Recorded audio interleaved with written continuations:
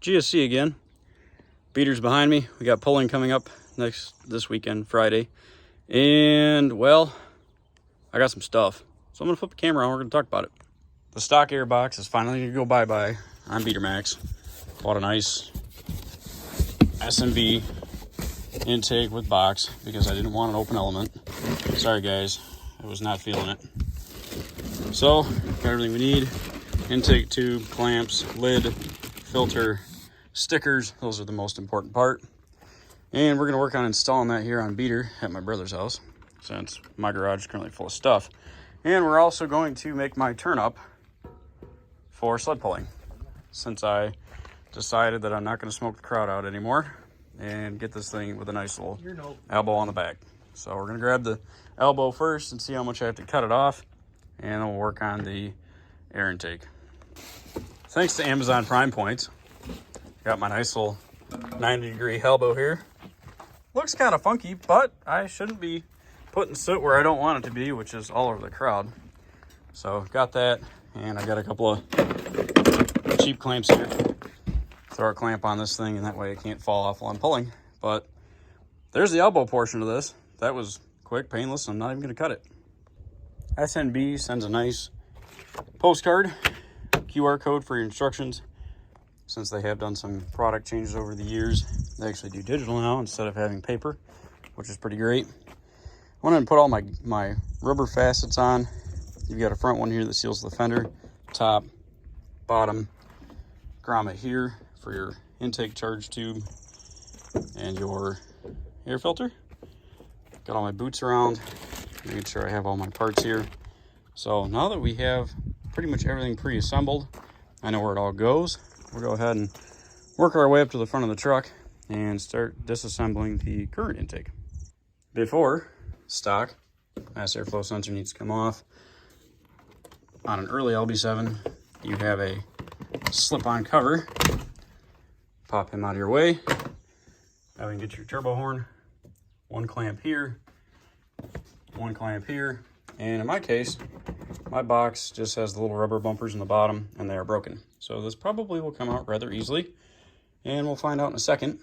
But go ahead and unplug your MAF very carefully. This is a two-hand operation.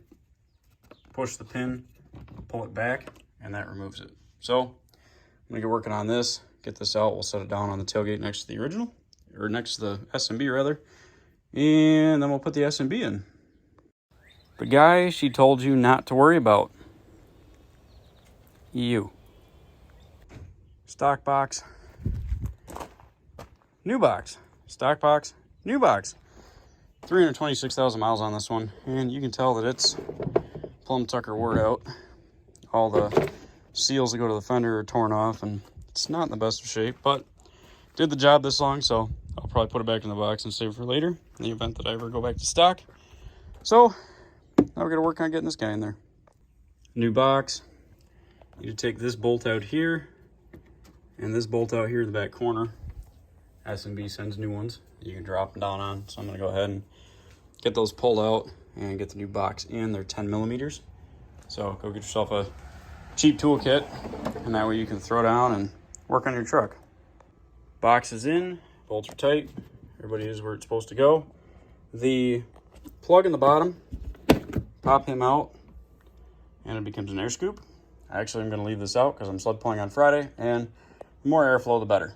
Daily driving, probably put this back in so you don't get road debris in your airbox. MAF is in. They send nice new hardware and a gasket. They send a safety Torx tool, thanks S&B, so you can get the old intake apart to get your MAF out. This is the way the tube should be set up, and look. So I'm going to go ahead and go get this fed up in there and then work on my filter real quick. Intake tube is in. All I did was just mark the dust, so I knew how far to engage my rubber boot here. Everything looks pretty good. Mass airflow sensor's plugged in. Now I'm down to filter, lid, and that'll complete our S&B install.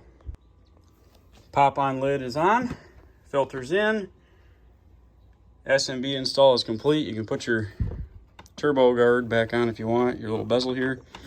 Otherwise, that's all you got to do. When you're doing your clamps, get yourself a 5/16 nut driver, makes it a little bit quicker. Or if you're not a caveman, use an air ratchet or electric ratchet. But that's all we need. That's all we did. Got an S&B. Get out there, run your trucks, enjoy your trucks, and happy trucking.